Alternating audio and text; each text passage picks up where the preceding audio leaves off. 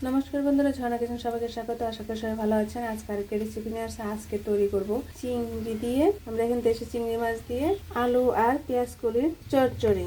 আমরা আলুটাকে এভাবে চিকন করে খালি করে নিয়েছি 5টি ছোট সাইজে, আর আমরা এখানে পেঁয়াজ কলি 1 ইঞ্চি পরিমাণের মতো করে এভাবে কেটে নিয়েছি। আর আমাদের লাগছে 1 চিমটে পরিমাণের মতো লঙ্কার গুঁড়ো, আধা চা চামচ পরিমাণের চেয়ে কম হলুদ গুঁড়ো, আধা চা চামচ পরিমাণের মতো ধনিয়ার গুঁড়ো, আর এখানে মাঝারি সাইজের একটি পেঁয়াজ ঝুরি করে কেটে নিয়েছি এবং 5টি কাঁচা লঙ্কা আমরা শিলপাটায় বেটে নিব। আমাদের আজকের মশলা পেঁয়াজ আর কাঁচা লঙ্কা, আমরা আর এখানে অন্য কোনো মশলা ইউজ করব না। এবং খুবই মজাদার একটি চচ্চড়ি, পেঁয়াজ আর আলু চিংড়ির চচ্চড়ি। প্রথমে আমরা কড়াই বসিয়ে দিয়েছি, 100 চামচ পরিমাণের মতো সাদা তেল দিয়ে দিয়েছি। প্রথমে আমরা আলুগুলো ভেজে নিব। সামান্য পরিমাণ লবণ, এক চিমটি পরিমাণ লঙ্কার গুঁড়ো এবং 1 চিমটি পরিমাণ হলুদ গুঁড়ো দিয়ে আমরা ভালোভাবে আলুগুলো ভাজা ভাজা করে নেব। আলুগুলো ভাজা হয়ে গিয়েছে, এখন আমরা নামিয়ে নেব। আলু ভাজা তেলের মাঝে ওই কড়াইতে আমরা এখন পেঁয়াজ কলিগুলো একটু ভেজে নেব।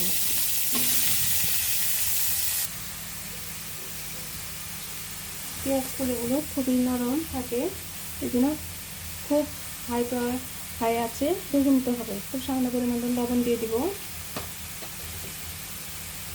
1 চিমটি পরিমাণ মতো লঙ্কার গুঁড়ো এবং 1 চিমটি পরিমাণ মতো হলুদ গুঁড়ো দিয়ে একটু ভেজে নিতে হবে।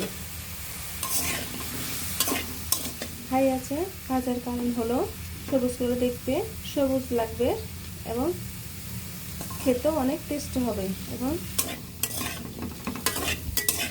কালারটা এত ভালো লাগবে, সবুজ খুব ভালো লাগবে। এখন আমরা ভেজে নিব। পেঁয়াজগুলো ভাজা হয়ে গিয়েছে, এখন আমরা নামিয়ে নেব। আধা চা চামচ পরিমাণ তেল দিয়ে এখন পেঁয়াজ এবং কাঁচা লঙ্কা বাটা এভাবে দিয়ে দিব। এখন ভালোভাবে কষিয়ে নিতে হবে। প্লিজ বন্ধুরা, এখনও যারা সাবস্ক্রাইব করেনি তারা একটি সাবস্ক্রাইব করে দিবেন এবং একটু লাইক করে দিবেন। আপনারা আমার পাশে থাকবেন, নতুন নতুন রেসিপি নিয়ে আপনাদের সামনে হাজির হব। এখন লঙ্কার গুঁড়ো 1 চিমটি পরিমাণ মতো, হলুদ গুঁড়ো, ধনিয়ার গুঁড়ো দিয়ে দিব। এখন ভালোভাবে কষিয়ে নিতে হবে। এখানে অন্য কোনো মশলা ইউজ হবে না, শুধু পেঁয়াজ আর কাঁচা লঙ্কা বাটা এই তরকারির টেস্টের কারণ। আপনারা একবার হলো বাসায় এভাবে ট্রাই করে দেখবেন কতটা মজার হয়।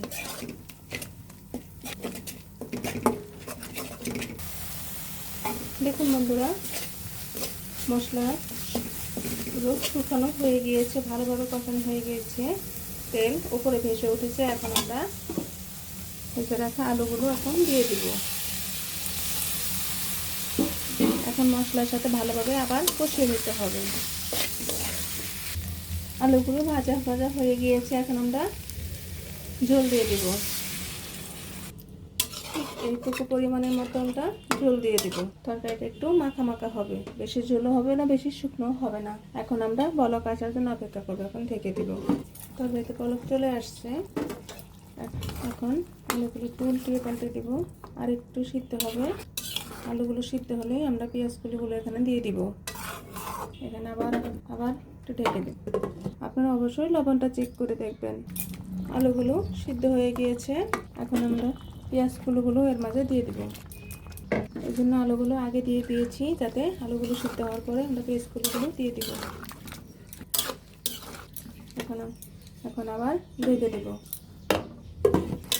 এখন আমরা নামিয়ে নিব। এখন কড়াই বসিয়ে দিয়েছি, 1 চা চামচ পরিমাণের মতো সাদা তেল দিয়ে দিয়েছি। এখন চিংড়ি মাছগুলো ভেজে দিব। চিংড়িগুলো ভাজা ভাজা হয়ে গিয়েছে, এখন আমরা 1 চিমটে পরিমাণ মতো কালো জিরে দিয়ে দিব।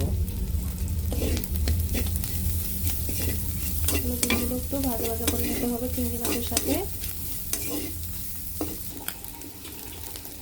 এখন তরকারিটার মাঝে ঢেলে দিব। দেখুন তরকারিটা কত সুন্দর দেখাচ্ছে।